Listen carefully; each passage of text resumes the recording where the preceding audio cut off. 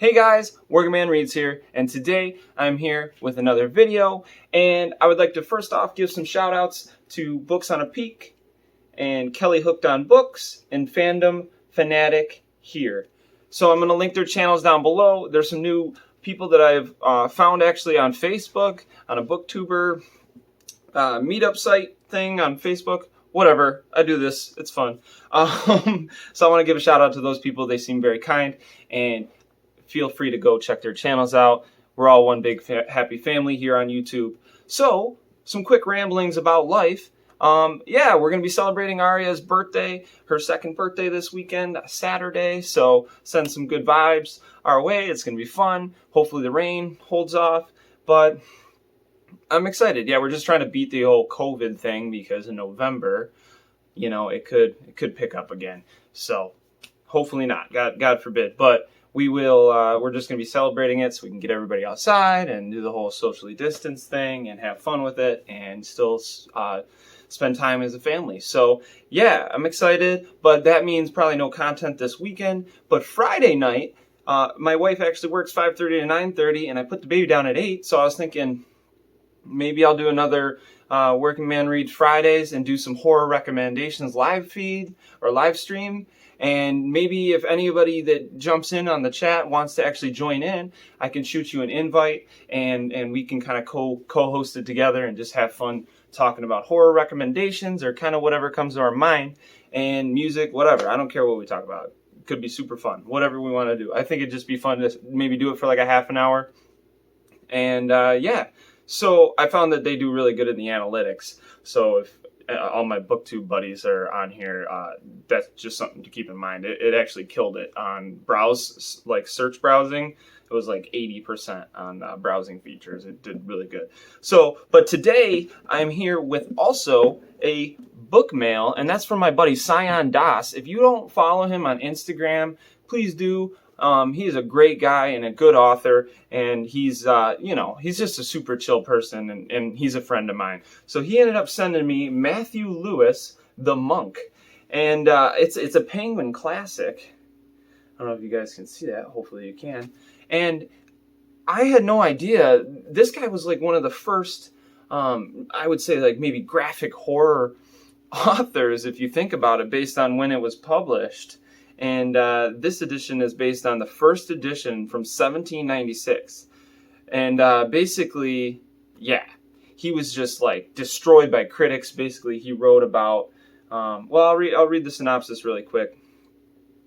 The Monk became not least because its author was a member of the Parliament and only 20 years old. It recounts the diabolical decline of Ambrosio, a Capuchin, superior, who succumbs to temptations offered by a young girl who has entered his monastery disguised as a boy, and continues his descent with increasingly depraved acts of sorcery, murder, incest, and torture, combining sensationalism with acute psychological insight.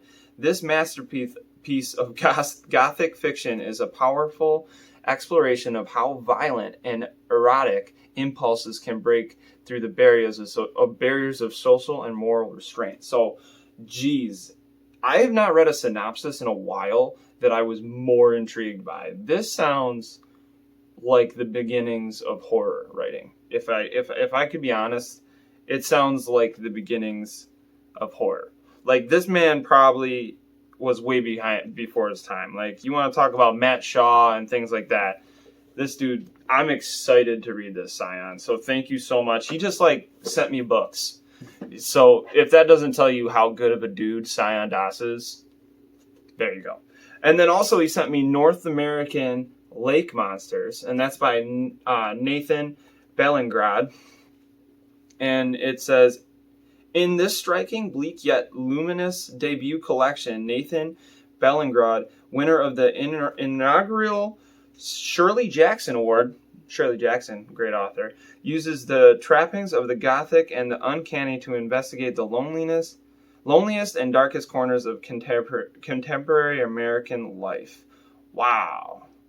Bellingrad's stories are love stories. They are all Also, monster stories. Sometimes the monsters collected here are vampires or werewolves. Sometimes they wear the faces of our parents, lovers, brothers, ex-wives, or the faces we see in our mirrors. Wow, dude. This guy knows his books, man. Syon, I gotta get you on the channel, and we gotta talk about some horror. Because, dude, thank you. Like, I've never read synopsises on books that I was more like, holy crap, these are gonna be good. You know what I mean? Let's be honest. But first, I need to finish this, because I'm surprised Nick hasn't virtually punched me in the face. Like, hey, dude, finish the buddy read. So I apologize, Nick. I will finish it probably this week. Like, literally, I should have already finished it, but I'm terrible. It's been a busy week. I apologize to you. Go subscribe to Spooky Noodles. He's the bomb. But yes, I got to finish the Chisholm Trail. The Chisholm Trail. I enjoy that he's actually connecting the other stories in the Splatter Western series into his story. So we do have this monster, and it is terrifying and killing people. So it's awesome. And then I was sent by Israel Finn. I was sent Dreaming at the Top of My Lungs. I know a couple other booktubers that have reviewed this, and I can tell that, God, I got something in my eye. Way to go, Josh. That he is a good writer. Already I just was like in the mood to just pick it up like already, and I read like his opening, the foreword. I read the foreword, and dude can write already. So I'm very excited to get into this. I have high expectations. And then, this is good TV, we're gonna read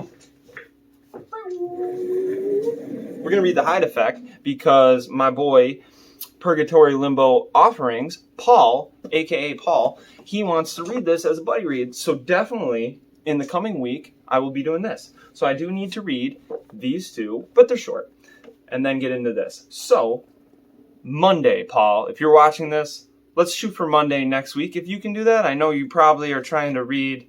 I don't know if it's for one of the contests that we're doing for the fall. So if it is, Paul, let me know in the comments, and we can start it earlier. I can just I'll try to I'll get like the ebook or the audiobook, and I can try to just keep up with you, and then that'll be my audiobook. So right now I am finishing also Clown in a Cornfield by Adam Cesar, which I'm sure everybody who's watching this has probably heard of it.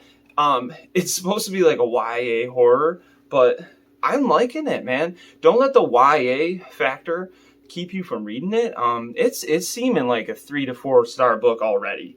Like, and I'm about 25% in. I'm really enjoying it. I haven't read a lot of clown horror. So I'm really excited and I'm intrigued. It's my first venture into Adam Cesar. So super cool. And yeah, so this has been kind of a rambler and currently reading video. But thank you guys. If you are new, please shoot a comment down below. I respond to every comment. Sometimes if I'm during my work day, I get to it later in the day, but I try to not miss any. And comment, subscribe, whatever you guys want to do. Thank you so much. And if you want to jump in on the live stream, we'll be here Friday. And please come back and check it out. Peace.